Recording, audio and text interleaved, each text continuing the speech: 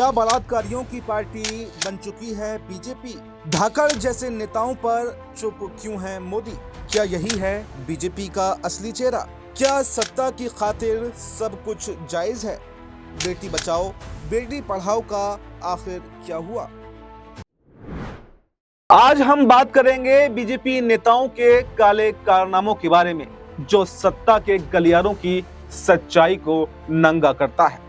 इससे पहले हम बात करते हैं उस अभियान की जिसे बेटी बचाओ बेटी पढ़ाओ कहा गया था और प्रधानमंत्री नरेंद्र मोदी की जबान से निकला ये नारा, बेटी बचाओ बेटी पढ़ाओ अभियान के माध्यम से एक समय पर हर पोस्टर, हर बैनर, हर विज्ञापन और हर सरकारी कार्यक्रमों में गूंजा करता था।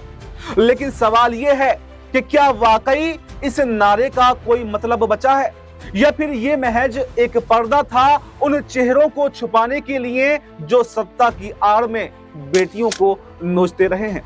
आज हम बात कर रहे हैं उस पार्टी की जो हर मंच से बेटी बचाओ बेटी पढ़ाओ का नारा देती है, लेकिन जब उनके अपने ही नेता बेटियों की असमत पर हमला करते हैं तो वो पार्टी गूंगी बहरी बन जाती है।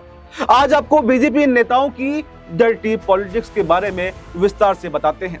दरअसल मध्य प्रदेश के मंदसौर से एक बड़ी खबर सामने आई है और खबर क्या, एक वीडियो वायरल हुआ है, एक शर्मनाक वीडियो।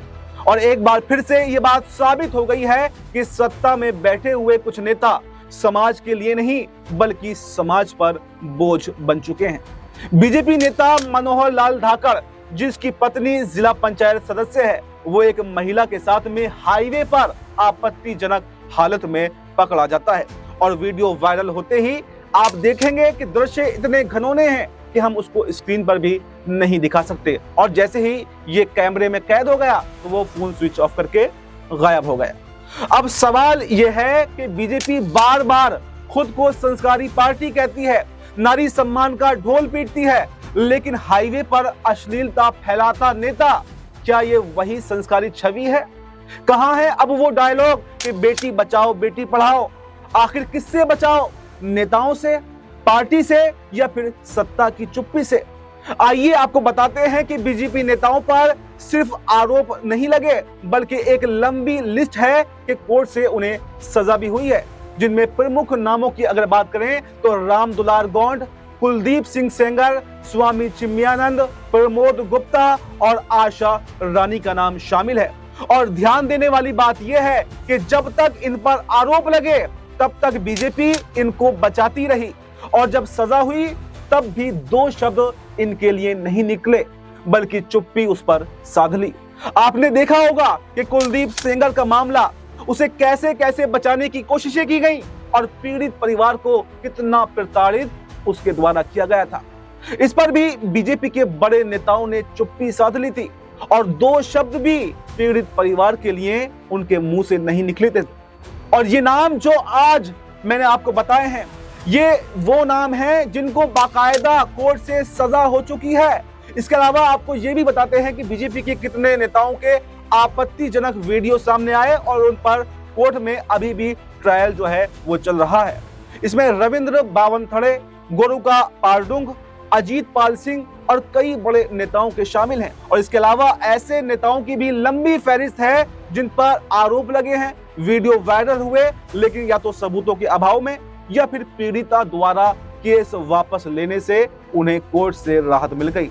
और इसमें सबसे पहले विजय शाह का नाम आता है, क्योंकि इन्होंने ही अभी कर्नल सोफिया कुरैशी पर भी विवादित बयान दिया था, जिसके बाद में वो सुर्खियों में आए थे। विजय शाह के अलावा बाबू सिंह कुशवाहा, सुरेश राणा, रामविलास वेदांती, ऐसे कई नेता हैं जिन्हें कोर्ट से राहत मिल गई है और ये लोग आज भी बीजेपी का हिस्सा हैं। इन पर कोई भी कार्रवाई बीजेपी की तरफ से नहीं की गई, ना तब आरोप लगे तब की गई और ना ही जब विजय शाह ने कर्नल सोफिया कुरैशी पर हमला बोला तब भी नहीं की गई।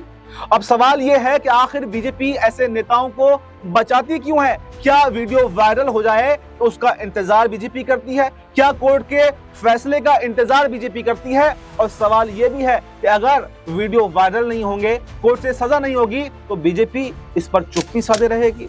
कोई उन पर कार्रवाई नहीं करेगी। सवाल यह भी है कि बीजेपी अब जो ये धाकड़ साहब का मामला आया है इस पर क्या करेगी, क्योंकि धाकड़ साहब की पत्नी जिला पंचायत सदस्य हैं और मंदसौर जिला परिषद में बीजेपी की बहुमत का गणित जो है वो उन्हीं पर टिका हुआ है। यानी अगर पार्टी उन्हें बाहर निकालती है तो कुर्सी चली जाएगी। अब आप समझिए कि बेटी की इज्जत जरूरी है या फिर बीजेपी के लिए कुर्सी जरूरी है। जवाब तो साफ है कि बीजेपी को कुर्सी ज्यादा प्यारी है, क्योंकि अगर ऐतिहासिक रिकॉर्ड उठा करके देखें तो हर बार यही हुआ है। हमेशा बीजेपी ने अपने नेताओं को बचाने की कोशिश की है।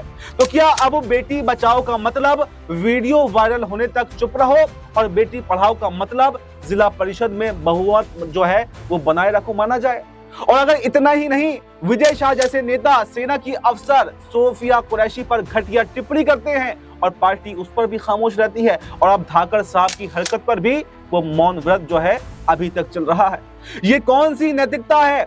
और अभी अमरीश शर्मा जैसे विधायक भी हैं जो सार्वजनिक भाषणों में गाली गलौज, हिंसा की धमकियां और महिलाओं के लिए अपमानजनक शब्दों का इस्तेमाल कर रहे हैं। क्या यही है बीजेपी का संस्कारी राजनीति मॉडल? भाजपा कहती है, पार्टी कहती है कि हम राष्ट्र निर्माण में लगे हुए हैं, लेकिन असल में उनके नेता समाज को शर्मसार करने में जुटे हुए हैं। बेटी बचाओ बेटी पढ़ाओ का पोस्टर लगाना बहुत आसान है, लेकिन अपनी ही पार्टी के अंदर बैठे बेटियों के अपराधियों को बचाना कितना मुश्किल है, ये कोई बीजेपी से ही सीख सकता है। मोदी जी अब 31 मई को मध्य प्रदेश में आ रहे हैं। क्या वो इस मुद्दे पर कुछ बोलेंगे? क्या बीजेपी कोई सख्त कार्रवाई करेगी या फिर हमेशा की तरह इसे विपक्ष की साजिश कहकर टाल दिया जाएगा? ये सवाल बीजेपी से है और जवाब अब देश इसका चाहता है। तो दोस्तों, अब यह वक्त आ चुका है कि अब चुप रहने का वक्त नहीं है, ये सवाल पूछने का वक्त है। और अगर आप मानते हैं कि ऐसे नेताओं को सजा मिलनी चाहिए, अगर आपको भी लगता है कि बीजेपी की कथनी और करनी में जमीन आसमान का फर्क है, तो फिर आपको अपनी आवाज उठानी होगी, क्योंकि मोदी जी तो आंख मूंद कर बैठे हुए हैं और अब उनकी रगों में खून नहीं बल्कि सिंदूर दौड़ रहा है। मोदी जी की लाल आंखें तभी होती हैं जब विपक्ष पर हमला करना हो या फिर मंचों से भाषण देने हो। ये वाकई शर्मनाक है कि ऐसे दुष्कर्मी, ऐसे बलात्कारी नेताओं को भी सरकारें अपने राजनीतिक लाभ के लिए बचाने की कोशिश करती हैं। तो फिलहाल इस रिपोर्ट में इतना ही। इस रिपोर्ट पर आपकी क्या राय है और ऐसे नेताओं पर क्या कार्रवाई होनी चाहिए? आपकी जो भी राय है कमेंट बॉक्स में अपनी राय जरूर बताएं और फिलहाल हमें दीजिए इजाजत। नमस्कार।